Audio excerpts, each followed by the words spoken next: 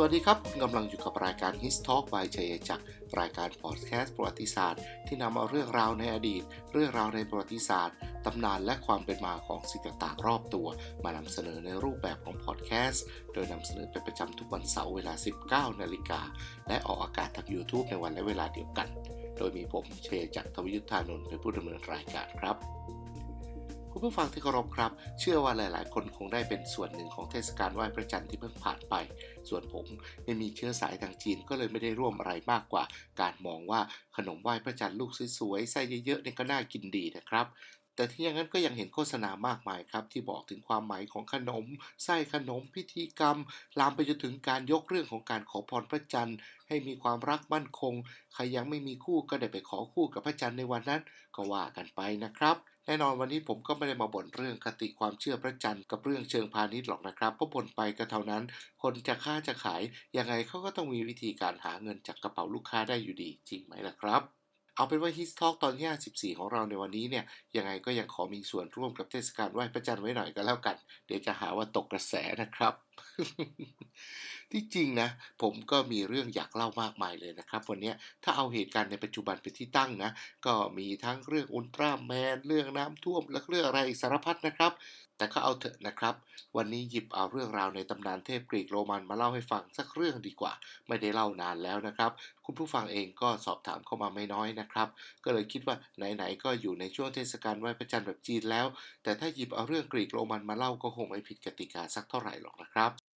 ตัวเอกของเราก็อยู่ในชื่อตอนที่54ของ His Talk นั่นก็คือเซเลเน่กับเอนดิเมียนซึ่งจะว่าไปแล้วนะครับสองคนนี้ก็มีอะไรแปลกๆนะดูจะไม่ค่อยเข้ากันเท่าไหร่นะครับแถมเงื่อนไขที่ทำให้ทั้งคู่ได้พบกันรวมถึงอะไรต่ออะไรหลังจากนั้นเนี่ยนะครับก็ดูประหลาดๆด้วยกันทั้งหมดเลยแต่เอาละครับในเมื่อเป็นเรื่องของตำนานเทพก็ต้องยกให้เป็นเรื่องในทำนองว่าอะไรๆก็เกิดขึ้นได้ทั้งนั้น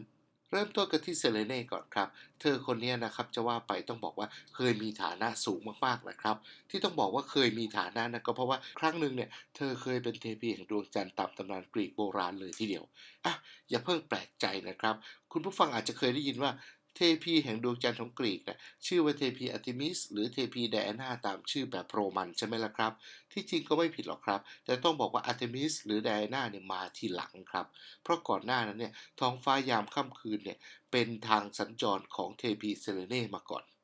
เซเลเน่นั้นมีกำเนิดเป็นไททันใช่ครับเธอเป็นไททันเนี่ยเป็นสิ่งมีชีวิตที่เกิดขึ้นพร้อมๆกับจักรวาลเลยก็ว่าได้นะครับมารดาของเซเลเน่เนี่ยก็เป็นไททันเหมือนกันชื่อว่าเทียหรือเทียซึ่งเป็นเทพีแห่งแสงสว่างของท้องฟ้าและแน่นอนบิดาของเซเลเน่ก็เป็นไททันชื่อว่าไฮเปอริออนหรือไฮเปอเรียนผู้เป็นไททันแห่งแสงสวรรค์ซึ่งทั้งเทียอากับไฮเปอเรียนเนี่ยก็เป็นลูกของพระแม่ไกอากับอูรานอสหรือยูเรนัสซึ่งก็ทั้งสองคนนี้ก็มีลูกเยอะเหลือเกินนะครับเรียกว่าเป็นพ่อแม่คู่แรกของจักรวาลก็ได้นะทั้งหมดที่ว่ามาเนี่ยก็เป็นไททันนะครับรวมถึงโครนอสกับรีอาซึ่งเป็นพ่อกับแม่ของซูสผู้นำเหล่าเทพที่ทำสงครามกับไททันในเวลาต่อมานั่นเองจากจุดที่พูดมาเนี่ยนะถ้านับญาติกันแล้วนะครับไกอากับยูเรนัสเนี่ยก็มีลูกมากมายนะครับสายหนึ่งนะจริงๆมีหลายสายนะครับตอนนี้ขอพูดถึง2สายก่อนกันแล้วนะครับสายหนึ่งเป็นไททันชื่อว่าไฮเปอเรียนกับเทียอาซึ่งเป็นพ่อกับแม่ของเซเลเน่นะครับส่วนอีกสายหนึ่งก็คือโครนอสกับเรียซึ่งเป็นพ่อกับแม่ของซุสดังนั้นเนี่ยถ้าจะนับไปเซเลเน่ก็เป็นญาติกับซุสนั่นเองนะครับเดี๋ยวตรงเนี้ยผมจะบอกทีหลังว่าทำไมผมต้องพูดเรื่องการนับญาติขึ้นมาด้วยนะเอาล่ะรู้จักต้นตระกูลของเซเลเน่กันแล้วนะครับคราวนี้เราไปรู้จักเธอให้มากขึ้นดีกว่าก็อย่างที่บอกแล้วครับว่าเซเลเน่เป็นไททันที่รับหน้าที่เป็นเทพีแห่งดวงจันทร์ก่อนหน้าอาร์เทมิสซึ่งเป็นลูกสาวของซุสกับเทพีเลโตแล้วอาร์เทมิสเนี่ยก็ยังเป็นฝาแฝดกับอพอลโลซึ่งเป็นเทพแห่งดวงอาทิตย์ที่ขึ้นมาทำหน้าที่แทนไททันเฮลิออสซึ่งเฮลิออสเนี่ยก็คือพี่น้องของเซเลเน่บางตำนานว่าเป็นพี่ชายบางตำนานก็ว่าเป็นน้องชายนะครับแต่เอาง่ายๆเลยนะครับเฮลิออสก็มีพ่อแม่เดียวกันกับเซเลเน่นั่นเอง พูดง่ายๆนะครับลองนึกภาพตามนะพอซุสทำสงครามได้ชัยชนะเหนือพวกไททันเรียบร้อยแล้วเนี่ยก็จากการจับเอาไททันตัวสำคัญเอาพวกแกนนำเลยนะฮะไปขังไว้ในคุกทันทารุสนะครับจากนั้น ก็เหลือไททันอีกจำนวนหนึ่งครับซึ่งก็อาจจะดูแล้วไม่ค่อยมีพฤติกรรมกระด้างกระเดื่องเท่าไหร่ซุสก็ปล่อยเอาไว้นะครับไม่จับไปขังและนอกจากนี้ก็ยังมีการปล่อยให้ไททันบางตนทำหน้าที่เล็กๆน้อยๆของตัวเองต่อไปนะครับบางตนก็อาจจะได้หน้าที่ใหม่แล้วก็มีอีกส่วนหนึ่งทีเดียวนะครับที่โดนปลดจากตำแหน่งเดิมกลายเป็นไททันว่างงาน ลอยไปลอยมาไม่ค่อยมีบทบาทเหมือนเมื่อก่อนนะซึ่งอย่างกรณีของเซเลเน่เนี่ยก็เหมือนกันนะครับเซเลเน่เนี่ยเดิมทีเธอเคยเป็นเทพีแห่งดวงจันทร์นะเป็นผู้ให้แสงสว่างยามค่ำคืนใช่ไหมครับแต่พอซุสทำปฏิวัติก็ปลดซะแล้วก็ตั้งอาร์ทิมิสลูกสาวของตัวเองขึ้นมาทำหน้าที่เป็นเทพีแห่งดวงจันทร์แทนพูดถึงตรงนี้คุณผู้ฟังรู้สึกเหมือนผมไหมครับว่าผ่านไปหลายพันปีเนาะแต่ทำไมเรื่องราวคล้ายๆกันอย่างเงี้ยก็ยังมีอยู่ก็ไม่รู้สินะครับ จะว่าไปก็อย่างที่บางคนเขาบอกแหละครับว่าเทพตำนานกรีกก็เป็นสิ่งที่สะท้อนความคิดจิตใจหรืออะไรบางอย่างของชาวกรีกเหมือนกันนะแล้วถ้าแทนคำว่าชาวกรีกด้วยมนุษย์ก็อาจจะหมายถึงว่าเทพตำนานเหล่านั้นก็สะท้อนเรื่องราวของสังคมมนุษย์ที่เกิดขึ้นนั่นเองไม่ว่าเวลาจะผ่านไปแค่ไหนแกนสารเหล่านี้ก็ยังคงอยู่นะครับแต่ว่ารายละเอียดก็อาจจะเปลี่ยนไปเหมือนกันเอาละกลับมาเรื่องของเซเลเน่กันต่อดีกว่าครับตอนที่เธอเป็นเทพีแห่งดวงจันทร์นะครับก็มีเอกสารโบราณหลายชิ้นทีเดียวบรรยายว่าเธอนั่งรถศึกเทียมม้าปีกพันดีนะครับโปรยบินอยู่ในท้องฟ้ายามราตรีบนเรือนผมของเธอนั่นนะมีดวงจันทร์ทั้งที่แบบเป็นดวงจันทร์เต็มดวงทอแสงสว่างจ้าประดับอยู่หรือบางทีก็อาจจะเป็นจันทร์เสี้ยวประดับเอาไว้แต่เรื่องที่ถือว่าโดดเด่นและก็เป็นที่จดจำกันได้มากในหมู่คนที่สนใจเรื่องเทพปกรณำหรือว่าตำนานเทพกรีกโรมันนั่นก็คือความสัมพันธ์ของเซเลเน่กับชายหนุ่มที่เป็นมนุษย์ชื่อว่าเอนดิมิออนหรือเอนดิเมียนซึ่งชายหนุ่มคนนี้นะครับตามตำนานก็ว่าเป็นคนเลี้ยงแกะแต่ไม่ใช่หนุ่มชาวบ้านธรรม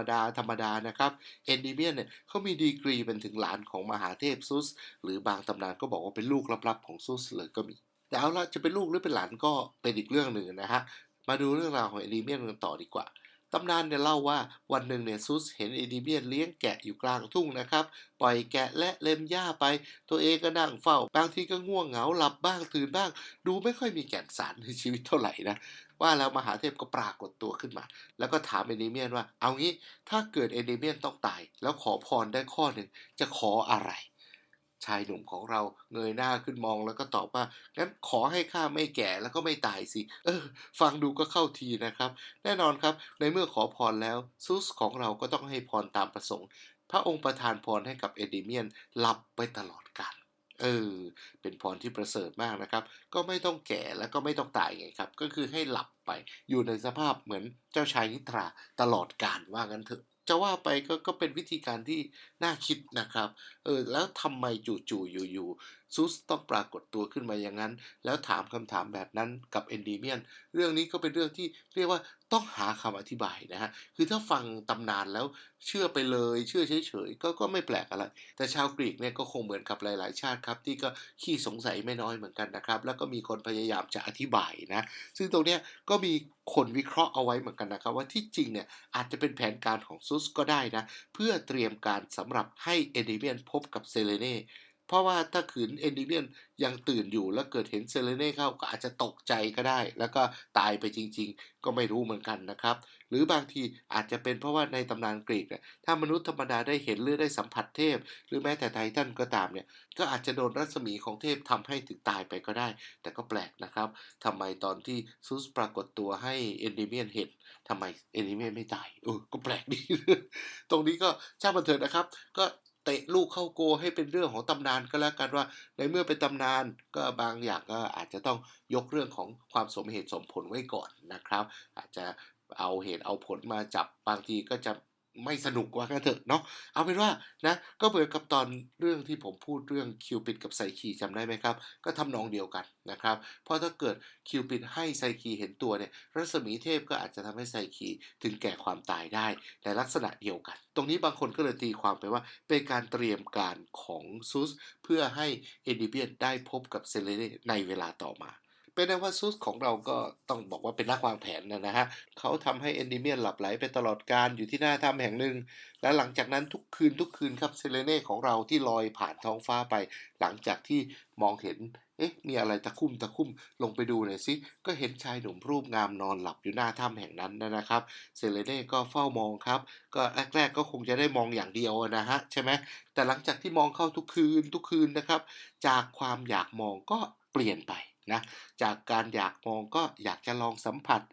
จะเป็นยังไงนะถ้าเอามือไปแตะใช่ไหมครับอยากทำอะไรมากกว่านั้นแน่นอนครับจากนั้นอะไรจะเกิดขึ้นผมว่าคุณผู้ฟังก็คงคิดต่อไปได้ใช่ไหมล่ะครับอย่าให้ผมต้องอธิบายทุกอย่างเลยเดี๋ยวรายการจะไม่ผ่านการกบวอะไรแบบนั้นนะครับนี่ไงครับเรื่องนี้แหละอย่างที่ผมบอกว่าตัวละครของเราในตอนนี้นะครับทั้งเซเลเน่และเอนดิเมียนเนี่ยต่างก็มีความแปลกอยู่ในตัวครับแถมการได้พบกันก็ยังแปลกด้วยนะความสัมพันธ์ของทั้งคู่ก็จะว่าไปก็ยิ่งแปลกเข้าไปอีกเพราะตลอดเวลาที่เซเลเน่เฝ้ามองแล้วก็ทำอะไรมากกว่าการมองนั่นนะเอนดิเมียนอยู่ในสภาพหลับไหลตลอดเวลาไม่เคยตื่นขึ้นมาเลยแต่ผลกลับได้เกินคาดครับเพราะหลังจากที่เซเลเน่มองแล้วก็เริ่มอยากจะลองสัมผัสแล้วก็ทำอะไรหลังจากนั้นมากขึ้นเนี่ยนะฮะผลปรากฏว่าเซเลเน่มีลูกกับเอนดิเมียนเป็นลูกสาวถึง50คนโอ้ไม่น้อยนะ50 คนนะแต่ตำนานก็ไม่ได้บอกนะครับว่าเกิดพร้อมกันไหมหรือเกิดไล่กันนะทำนองเนี้ยนะฮะแต่เอาเป็นว่าตำนานก็คือตำนานนะเขาพยายามจะบอกว่าเซเลเน่เนี่ยมีลูกสาวกับเอนเดเมียนถึง50คนเรียกกลุ่มลูกสาวนี้ว่าเมไนพวกเมไนเนี่ยนะฮะเป็นสัญลักษณ์ของเดือนทั้ง50เดือนตามปฏิทินของกรีกโบราณนะฮะคือเขากำหนดอย่างนี้ครับว่าจำกีฬาโอลิมปิกได้ไหมโอลิมปิกนี่จัดทุกๆ4ปีใช่ไหมครับจริงๆกีฬาโอลิมปิกเนี่ยก็มาจากพิธีการอย่างหนึ่งนะฮะที่เขาเรียกว่าเทศกาลบูชาเทพที่เมืองโอลิมเปียใช่ไหมซึ่งจะจัดขึ้นในวงรอบ4ปีแล้วก็ตามปฏิทินของกรีกโบราณเนี่ย4ปีมี50เดือนอย่างงนะฮะปัจจุบันเรา4ปีมี48เดือนใช่ไหมแต่ของเขาเนี่ย4ปีมี50เดือนก็อย่างงนะครับของเราก็คล้ายๆกันนะครับที่บอกว่าทุกๆ3ปีเราจะมีการชดเชยเดือนขึ้นมาเดือนหนึ่งที่อย่างปฏิทินจันทรคติเราเรียกว่า8 2 หนใช่ไหมเดือน8แรกกับเดือน8หลังใช่ไหมครับของเขาก็มีเหมือนกันแต่ทุกๆ4ปีเนี่ยเขาชดเชยขึ้นมา2เดือนนะก็เอาเป็นตามนั้นก็แล้วกันนะครับนี่ก็คือเรื่องราวที่บอกว่าพวกเมไน50คนเนี่ยเป็นลูกสาวของเซเลเน่กับเอนดิเมียนนะครับซึ่งเป็นตัวแทนเดือนทั้ง50เดือนในวงรอบ4ปีของการจัดเทศกาลบูชาเทพที่เมืองโอลิมเปียแล้วก็กิจกรรมที่เกิดขึ้นในการบูชาเทพที่เมืองนั้นน่ะก็มีหลายอย่างรวมถึงการเล่นกีฬาถวายเทพที่เราเรียกว่ากีฬาโอลิมปิกด้วยนะตรงนี้ก็เป็นสิ่งที่เขาพยายามจะอธิบายนั่นเองนะครับเป็นเรื่องของเชิงสัญลักษณ์นะแล้วก็บางตำนานนะครับบอกว่านอกจากพวกเมไน50คนแล้วเนี่ยนะเซเลเน่ยังมีลูกกับเอเดเบียนอีกคนหนึ่งนะครับคราวนี้เป็นลูกชายคนนี้ชื่อว่านาคิซอสหรือนาซิซัสใช่ครับคนเดียวกับที่ทำให้นางไม้เอ็กโคหัวใจสลายนั่นแหละนะครับแล้วแถมเขาก็ยังเป็นหนุ่มรูปงามอาจจะได้พ่อมาเยอะก็ไม่รู้นะฮะนาซิซัสเนี่ยเป็นคนที่รูปงามมากแต่ว่าไม่สนใจใครเลยเรียกว่าหลงรูปจูบเงาของตัวเองอยู่ตลอดจนกลายเป็นชื่อของอาการหลงตัวเองอย่างรุนแรงที่ในทางจิตวิทยาเรียกว่า narcissism หรือ narcissus syndrome นั่นเอง ซึ่งเรื่องของนาร์ซิสซัสเนี่ยรู้สึกผมก็เคยพูดเอาไว้นานแล้วเนาะแต่วันหลังถ้าคุณผู้ฟังสนใจก็เดี๋ยวจะลองนำกลับมาพูดใหม่อีกครั้งหนึ่งกันละกันนะครับที่จริงเรื่องของเซเลเน่เนี่ยจะว่าไปก็มีเกร็ดเยอะนะครับคุณผู้ฟังครับยังมีเรื่องที่เล่ากันอีกนะครับว่าในช่วงแรกๆที่เซเลเน่พบกับเอนเดเบียนใหม่ๆเนี่ยเธอก็ได้แต่มองอะล่ะครับอย่างที่บอกไปนะยังไม่กล้าทำอะไรไม่กล้าแตะต้องโดยซ้ำแต่พอไปมาพอมองเข้าทุกคืนอย่างที่บอกนะครับก็อยากจับอยากสัมผัสเนื้อตัวเป็นยังไงมีปฏิกิริยาตอบสนองไหมอะไรอย่างเงี้ยนะฮะแต่ก็ยังไม่ค่อยกล้าเท่าไหร่นะแถมอีกอย่างหนึ่งเนี่ยเธอยังต้องทำหน้าที่เทพีแห่งดวงจันทร์อยู่จะทิ้งงานมาอยู่กับชายรูปงามที่เอาแต่นอนก็ใช่ที่นะแต่ความปรารถนาก็มีชัยชนะเสมอนะครับความอยาก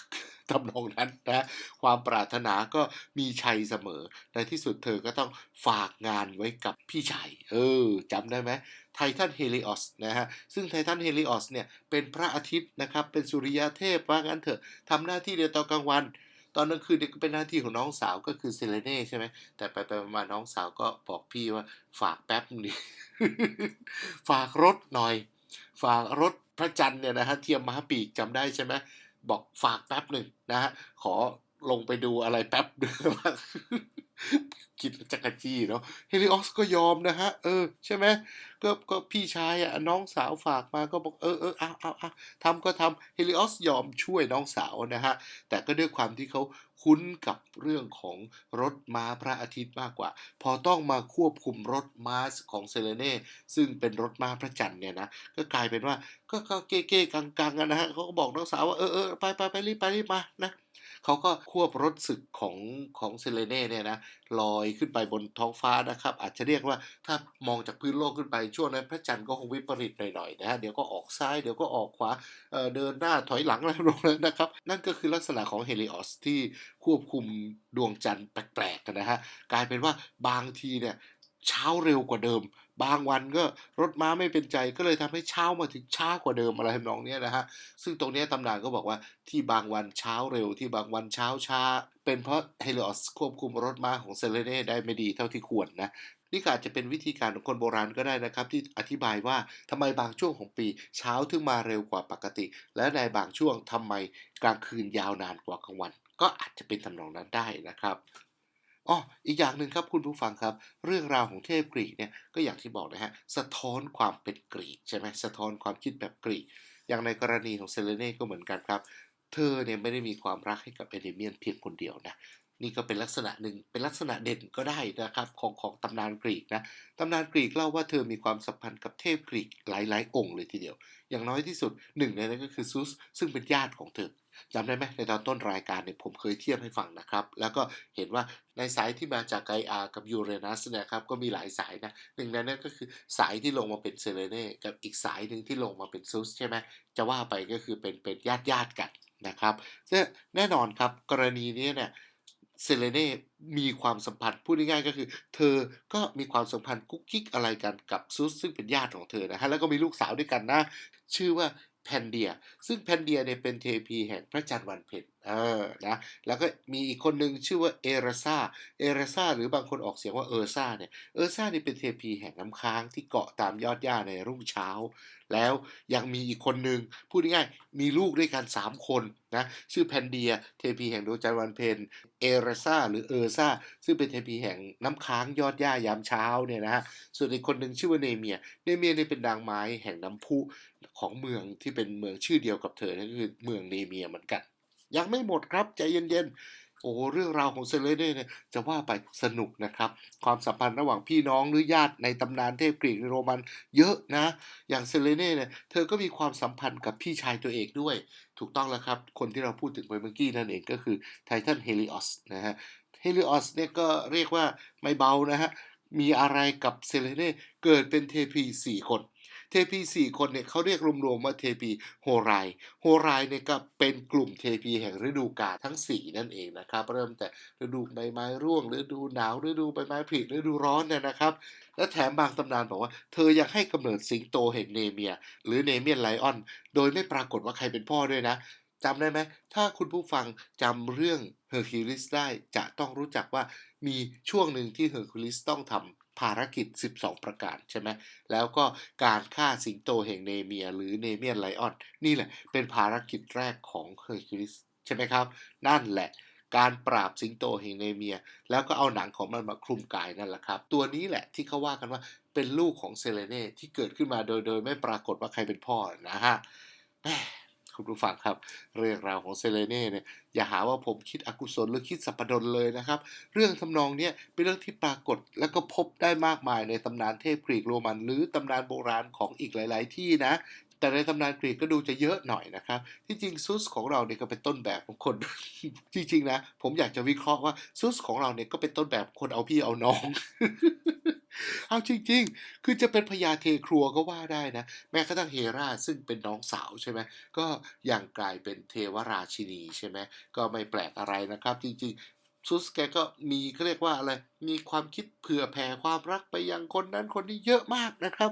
แล้วก็เซเลเน่ก็ใช่ย่อยใช่ไหมเซเลเน่เองก็เยอะซุสเองก็เยอะใช่ไหมครับแต่เอาเถอะเรื่องแบบนี้ก็ต้องถือว่าเป็นมุมมองของคนในอดีตที่มี ความคิดต่อเรื่องของความสัมพันธ์นะฮะมีมาตรฐานคนละชุดกันเราจะเอามาตรฐานปัจจุบันไปวัดในอดีตก็คงไม่เหมาะสมนะเพียงแต่เราเข้าใจนะฮะว่าเรื่องพวกนี้เกิดขึ้นยังไงโดยที่เข้าใจว่าวิธีการเข้าใจเรื่องของความสัมพันธ์ของคนในอดีตกับคนในปัจจุบันหรือคนในแต่ละช่วงเวลาเนี่ยไม่เหมือนกันหรืออาจจะมีส่วนที่เหมือนกันบ้างต่างกันบ้างก็ต้องมองว่าเป็นเอกลักษณ์หรือเป็นยูนิคของแต่ละช่วงเวลากันละกันนะครับคุณผู้ฟังครับที่จริงแล้วนะตามตำนานเทพกรีกโบราณเนี่ยพระจันทร์ก็ไม่ได้มีแค่เซเลเน่หรืออาร์เทมิสนะครับตรงนี้ต้องขอให้ความรู้ไว้นิดหนึ่งกันละกันนะจริงๆก็ยังมีชื่อของอีกหลายคนนะครับที่ทำหน้าที่เป็นเทพีแห่งพระจันทร์นะครับอย่างเทพีแพซิฟายซึ่งเป็นลูกสาวของสุริยเทพเฮลิออสเนี่ยก็เคยทำหน้าที่เทพีแห่งดวงจันทร์อยู่ช่วงหนึ่งเทพีเอเลธิยาซึ่งเป็นเทพีแห่งการคลอดบุตรเทพีเฮเคสหรือเฮเซสเนี่ยนะครับซึ่งเป็นเทพีแห่งมนตราราตรีพูดผีแล้วก็คนตายเนี่ยก็เคยทำหน้าที่เป็นดวงจันทร์เหมือนกันรวมไปถึงเทพีเบนดิสที่ว่ากันว่าเป็นเทพีแห่งดวงจันทร์และการล่าสัตว์ซึ่งองค์เนี้ยนักวิชาการวิเคราะห์ว่าคือภาพเดิมของอาร์เทมิสซึ่งต่อมาเป็นการผนวกเอาเทพีเบนดิสกับอาร์เทมิสเข้าด้วยกันแล้วก็ทำให้เธอกลายเป็นดวงจันทร์แล้วก็เป็นสัญลักษณ์ของการล่าสัตว์ไปพร้อมๆกันด้วยนะครับแล้วก็ที่ลืมไม่ได้ก็คือเทพีเฮราราชินีของเหล่าเทพนั่นแหละครับเธอก็เคยเป็นเทพีแห่งดวงจันทร์ดวงดาวและท้องฟ้าอยู่ระยะหนึ่งเหมือนกัน